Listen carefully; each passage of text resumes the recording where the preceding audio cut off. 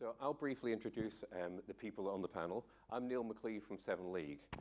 If I was my business partner, Richard, I would be saying we are Europe's leading sports digital media consultancy, but I'm a bit more modest, so I would say we're one of those. So yeah, we have Rusell Stopford, who is digital director at FC Barcelona, and Javier Sobrino, who is in charge of innovation and strategy at the club.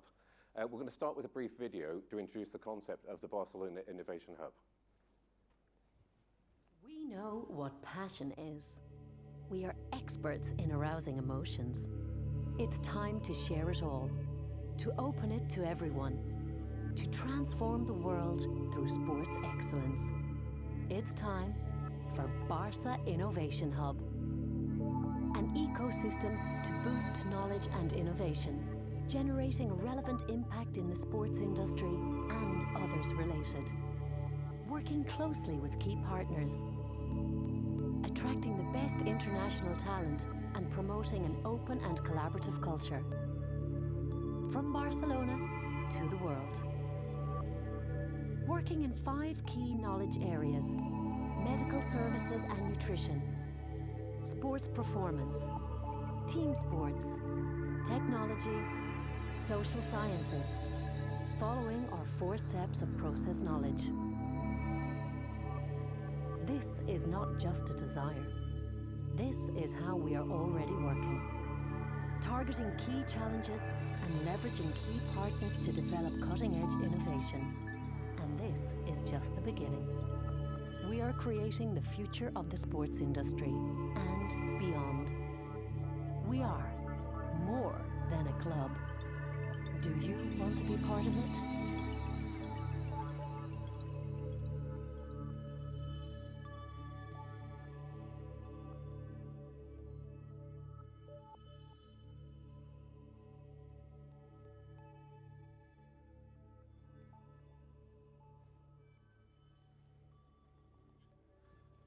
So just one other brief thing to say on housekeeping. There's another session which starts immediately after this. So when we finish, don't get up. I'll hand over straight to Hayley McQueen, who will be talking about building brands in sports. So please stay where you are at the end of this. So everybody knows about Barcelona and their prowess as one of the world's greatest football clubs. Why is Barcelona suddenly starting to talk about science, sports, innovation? Javier. Thank you, Neal. That's definitely the question.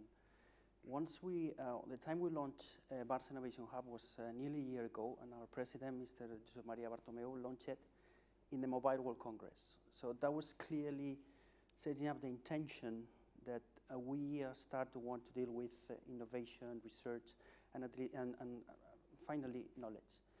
In November 15, we presented, that was the time that I was in charge of developing the strategic plan of the club. And we developed, as one of the key strategic projects of the whole club, create a knowledge platform. We are a club. We are not only a football club. We are more than a club. We are a multi-sport club. We run 5 professional sports. And we realized by that time that the level of research and the level of projects that were outside of the daily activity in the club was huge. One of the data that impressed me the most when I joined the club is that by that time, more than 30 people in the club, staff of the club, were developing their PhDs in theses that were strictly related to sport. So long story short, what we have done is that what we are trying to do is to structure all these projects within one single platform, acting as a huge lab, because we consider ourselves a huge lab. Probably we are one of the biggest sports labs in the world because we have the 5 professional sports plus 11 amateur sports, from grassroots, as you know very well with La Masia, to the top athletes, to the top teams. Structure all of that and open for research and innovation. Okay. So what was the genesis of the idea? Who had the idea and what were they trying to achieve? It was in that development of the strategic plan. And once we realized all the knowledge that was already in the club, incorporated in the club, we decided to go for it. But by that time, we also realized we need third parties. We need external stakeholders. So Barça Innovation Hub pretends to be on one hand a lab in 5 areas. It was mentioned in the video, and perhaps we can build on that afterwards. But also has to do with building the ecosystem. And the ecosystem is trying to collaborate with, and saying this from the Barça perspective, it's very innovative as well, with companies, with startups, with VCs, with research centers, with universities with which we are working. We are dealing and we are collaborating right now with universities in Barcelona, universities in the US, universities in China like Beijing University. So what we are trying to do is to be in the middle of a huge ecosystem that we share knowledge, but we also incorporate knowledge in order to innovate. Okay. So bringing Rusell in momentarily. So Rusell, your role is primarily fan engagement and delivering commercial revenue. How does this help you? Well, I think it gives us a framework sort of that we can talk to third-party companies and give them a model of engaging with the club in innovative products. I mean, most of what we do in the digital department is innovation, pretty much. I'd say 75% of my day-to-day is about trying to create new products, new types of content. So in the club, I joined the club just over a year ago, and one of the things that we wanted to change was our approach to product, our approach to content, our approach to data.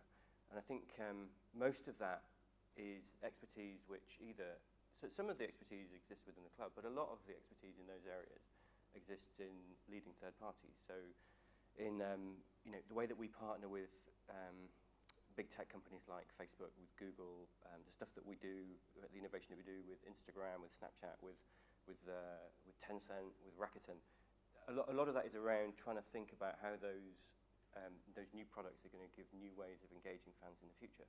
So yeah, I think the way that it helps us is it gives us a sort of this method of bringing companies into the club innovation in a way which is like a partnership. Mm-hmm, yeah. So looking at the venture, where does it sit in the scale of being philanthropy and commercial? That's a very round point for us as well, because we are a members club, but definitely we have 3 key goals with the Barça Innovation Hub project. The first one and key one is to incorporate the best projects, the best knowledge, the best innovation, as Rusell was mentioning. We are fully aware that there are a lot of companies, third parties, that we can learn with them. We can co-develop products. So first key goal is to have the best in different fields. And obviously everything related to sport, at least final goal will be that our performance is the best. That we want to improve our athletes' performance. We want to improve our management in the club. So that's definitely the first goal. It's not revenue driven, of course, but if we are able to bring best technology, best projects, best knowledge, we will be satisfied. Of course, the second one is brand exposure, and start to link in with the club with key stakeholders outside purely the sports sectors for us is critical. And definitely there is another point here, which is nowadays our relationship with our sponsors is changing, because the type of debate we have with them is completely different. We are involved in different projects right now with, for instance, with Rakuten. And this is not just a pure sponsorship or a regular sponsorship. We co-develop the brands together. We are able to improve the brand's exposure at the same time. But definitely the third goal is revenue, is generating revenue. Everyone is aware of the current situation in the football industry. We have suffered this summer that situation, and we have to start thinking about, out of the box, what are different ways of generating revenue for the club. And obviously, partnering with companies, co-developing products, sharing the revenue of those products, or even taking or bringing investors to invest in those companies, definitely for us will be a future revenue stream as well. Okay, yeah. So Rusell, as a fan of a club, why should they care? What's the benefit to them? Well, I think the fans, hopefully with what we're doing in terms of our content innovation, it brings them deeper into the club. It gives them a closer connection to the club.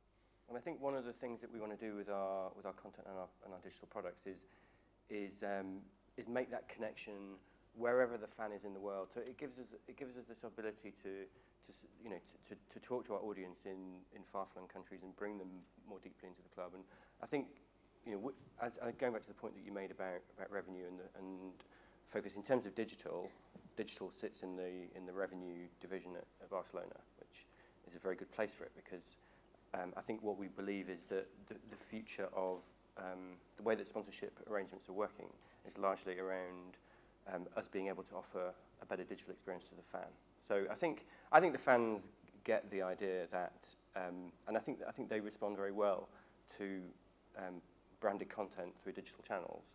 And so I think what we're able to do is just give them a richer experience, and that's our ambition. It's not something that we're going to switch on right now. It's work that we have to develop, and it's part of our long-term roadmap to bring the best experience to our fans. So our digital strategy is basically putting fans first, winning in digital, and that's the essence of it. It's everything that we do. All of our innovation is fan-centered, so it's putting the fan first. So hopefully fans should care in our innovation because it's all about them.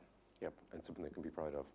Yeah, and you mentioned sharing as a concept as part of the thing. Where does that ethos come about? So it's a very academic thing to do, and kind of what are the boundaries of that? So, say for instance, how much would you be sharing with Real Madrid? That's a very good point. We want to share. We want to enter, as I was mentioning at the beginning, we want to be a knowledge platform, and obviously, generating knowledge implies to collaborate with third parties. And we collaborate with different types of clubs, but we also collaborate with other stakeholders that before we were not taking into account from the club perspective. Universities, research centers, companies are part of that sharing knowledge that for us is absolutely critical. We are, one of the key messages of the Hub is that we realize we cannot do everything by ourselves. In order to innovate, we have to count on third parties. And if you count on a third party, you have to give them back part of what you're doing. And this is precisely what we are doing with different stakeholders. We are collaborating, for instance, with NBA franchises. We are collaborating with NFL franchises. We are collaborating with certain leagues in the US. Obviously, the models are completely different, but at the end of the day, we can find ways of collaboration that are quite useful for us, and obviously we don't compete with them. Yep. Are you able to give any examples of current live tangible projects?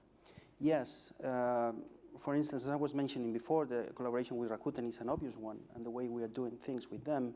But we are also talking, we are working, and it's public, we are working with Toshiba, developing prevention machines for muscle and tendon injuries. We are working with Gatorade in hydration products, and we are definitely in that space. We are acting as a lab.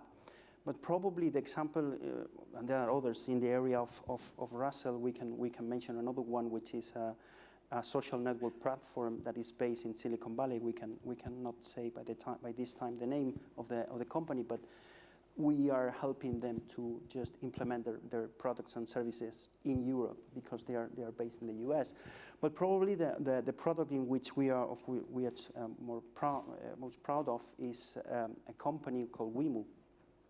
This is a company that we have contributed to develop from months ago. It's a GPS tracking company, and based on our technicians, they have co-developed the product with them. So that product nowadays is used by our first team and grassroots. We have tested that product. We have contributed to improve that product, but we are also being in the process on looking for finance for this company. We have reached an agreement with an investment fund that has financed this company. So now this company is in a position in order to improve their commercial strategy based on the financial resources we have contributed to access to and based on the knowledge that we have shared with them in order to improve the product. So these are the type of examples, and obviously in a forum like this, we are more than open to get to know specific projects. Obviously, all of them should be related to sport, working in the 5 areas that were mentioned in the video.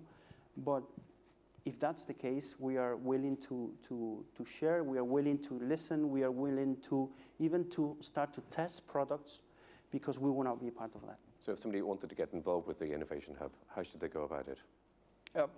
Please contact us through the website. You can do it either to us, but the website probably would be the best way to do it.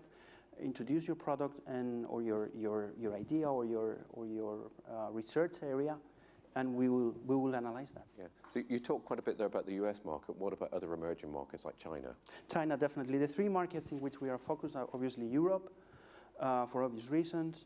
The second is the US. Mainly, we have a key focus. You know, the club has an office in New York, but we also are focusing on the West Coast because of technology and the area that Rusell leads.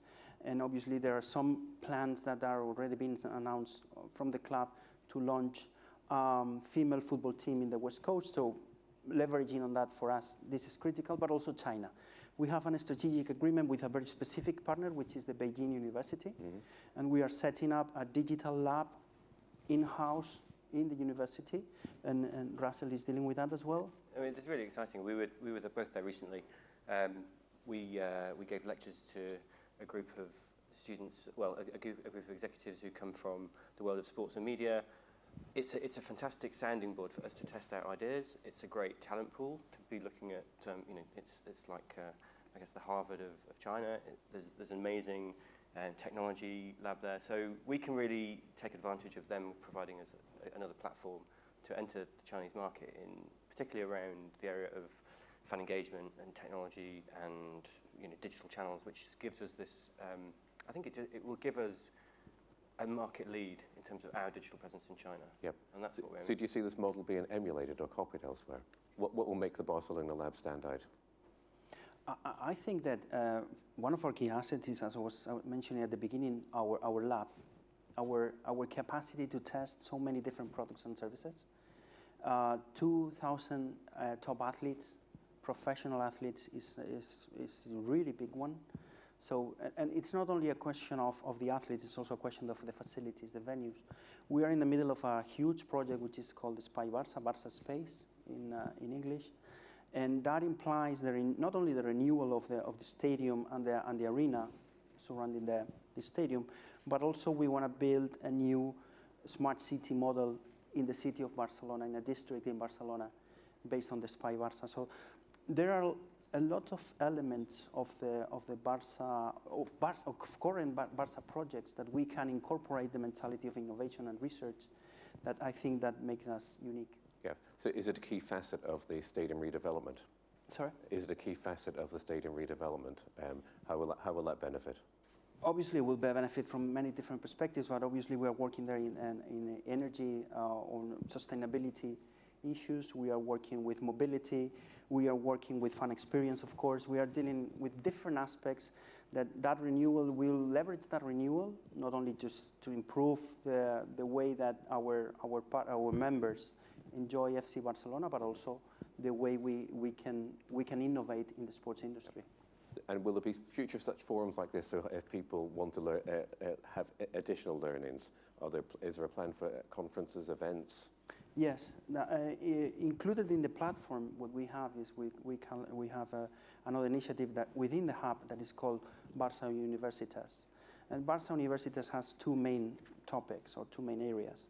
The first one are congresses, and we are organizing congresses in Barcelona related to different aspects. We are organizing contents related to sports technology that we have already organized two editions. This November will be the third one. We are organizing congresses related to muscle and tendon injuries. We are organizing meetings and summits related to performance, different areas within the hub. But also, we have started to, within that knowledge platform, to launch to the market online and offline courses related to the sports industry. Yep. So we are working on in an online platform that is already live, in which we develop and we launch to the market short courses in different fields. But we also have partnered with key universities, both in Barcelona and in other countries, in order to develop specific programs related to law, business. In the future will be related as well to communication and other areas. Yeah. So I'm going to ask one last question to Rusell, then I'm going to open up for questions from the audience. So if the crew could maybe have mics ready for that. Barcelona is very unique as a club and has very particular values. How does this kind of sit along and complement the values of the club? So yeah, more than a club, sat on the pillars that are part of the strategic plan. I think the digital strategy that we've got basically complements that. But I think putting innovation at the core of what we do really, I think I said earlier, it allows us to really focus on a fan-centric approach to our content and our products. And I think it just matches this the sort of the humility, the passion, the belief, all of the strong values that are part of Barcelona. I think it really, I think the fact that we can learn from the industry and we accept that we in partnering with leading technology and innovation companies, that we can actually develop products with them. I think it's for me probably one of the pillars that's strongest in the Barcelona pillars is humility, and I think it's that humility and team effort are the two strong. Yeah. So is there a vision that you're very much talking at one level, at the professional end of the game? Would you see some things that are coming out of the Innovation Hub that reach mass market, that affect people's everyday lives? Yeah, and obviously that's the intention. For instance, we are working with companies that develop fitness machines.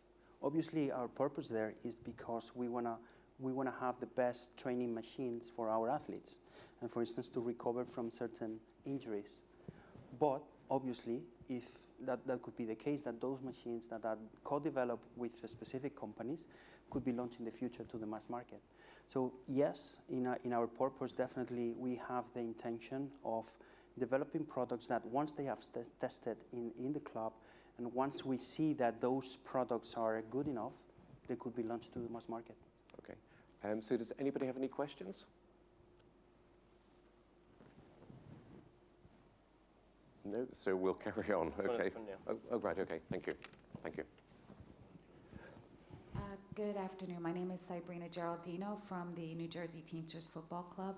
I'd like to know, in reference to the new innovation and science techniques, are you studying or utilizing these innovations with the youth academies of Barcelona, and will you implement any of these strategies with any academies in the U.S.? From the club perspective, we have to distinguish between two concepts. One is what we call FCB escolas, or schools, and academies.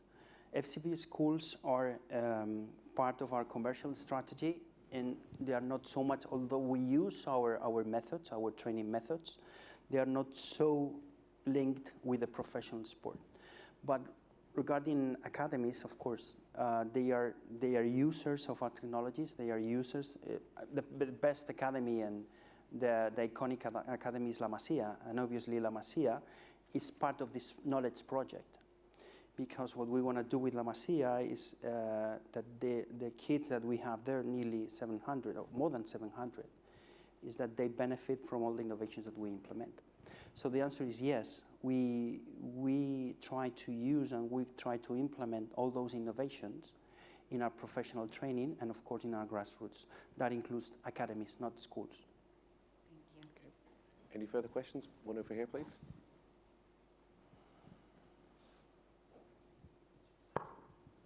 Good afternoon. Jeffrey Blossett from the Washington Redskins of the National Football League. Thank you very much for stopping by our stadium earlier this summer for the International Champions Cup. Wonderful experience. I'm someone who works in digital data and digital analytics, and one aspect of the Innovation Hub was technology and digital and seeing the trends.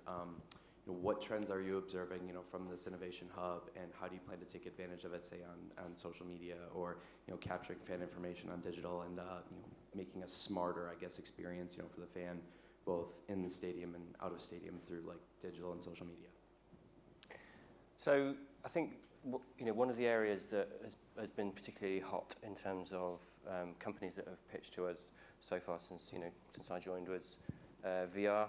I think bringing the global fan to have a connected experience into the stadium from wherever they are in the world, being able to use analytics to actually understand what types of VR experiences are working. I think it's a real challenge at the moment to look at this emerging world and, of virtual reality and augmented reality and think, what is the fan experience that's going to define that experience? Because we know it is going to happen, and we know that there's going to be something which is going to be huge. And I think one of the opportunities is through the Innovation Hub, is to be able to partner with the leading augmented reality and virtual reality companies to be able to do that. I think the other core technology which is becoming hugely important to us in terms of our understanding of the audience is AI, and using machine learning to be able to drive our automation of products, our understanding of the types of future products that fans want, and being able to predict that cycle. So I think, it's for me, the Innovation Hub is like it's the sort of perfect vehicle to do the sort of future gazing stuff that we want to do. Obviously, we've got the day-to-day with all of our social media channels. We've got 300 million digital fans to talk to. So I think the way I like to think about innovation is maybe sort of a sort of Google type of view of the world of innovation, which is trying to sort of test and launch into beta, constantly iterating and looking at the data to be able to drive that future product development is really how we work. Thank you very much. Any additional questions? No. So if we were here in 3 years' time, what would you want to say that you've achieved through the Innovation Hub? I would love to have some companies already being incubated and developed in-house. I would love to have some products launched to the market with co-developed, co-tested. And obviously, and mainly what I would like to have is our athletes and our managers and staff using products that we have contributed to co-develop. That for us will be definitely a very sustainable project, and we'll hope that that project will be in the long run. And for you, Rusell, how might it have helped you further your digital strategy? I think it gives us an opportunity to work with third parties who are developing leading edge, brilliant technology in a way which maybe previously was, you'd probably just have to think about everything on a purely commercial basis. I think this allows us to become to have essentially an R&D function as well, and to do it in a way which isn't necessarily always focused on the bottom line this year, because that's important. But we can do that with, we're sort of essentially going to be spinning off ideas into the commercial drivers. But it just gives us this way of, I think, looking at that next 2 to 5 years rather than the current season. Yep. And around the core principles sharing, how will you be working with organizations around the world? We are very open. We are very transparent. What we want to do it's definitely that. We want to be part of that ecosystem. So, for instance, this summer we were working and we had meetings and we start projects with the MIT and Georgetown University in the U.S., leveraging the first team tour in the U.S. And we are also working with Stanford teachers, and we are developing specific research areas in which we can collaborate, and we are very open to that.